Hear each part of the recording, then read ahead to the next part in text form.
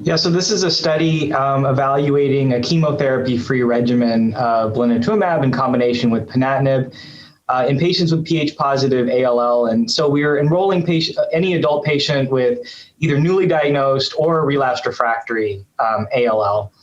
There's a lot of interest in these chemotherapy-free regimens in this disease.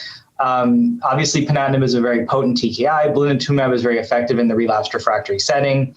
And there's some good early data for dasatinib and blinatumomab in newly diagnosed AML. And so that was kind of the rationale for combining these, particularly with the ability for Ponatinib to target and treat being active against T315I mutations, which we know cause resistance to other types of TKIs. So in this study, we give patients 5 cycles of blinatumomab in combination with Ponatinib.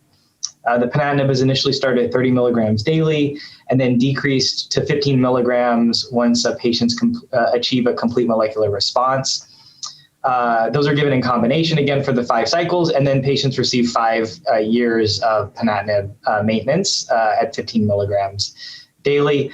They also receive 12 doses of intrathecal chemotherapy.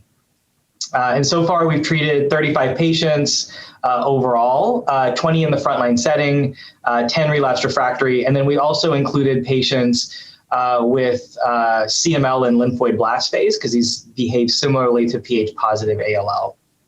And so overall, the response, I think the data have been very encouraging. All but 1 patient have responded to the regimen. There was 1 patient with multiply relapsed refractory disease. So among the frontline cohort of 20 patients, all of them achieved a remission, 85% of which achieved a complete molecular response. In the relapsed refractory setting, 89% achieved a response, and among the responders, 88% achieved a complete molecular response.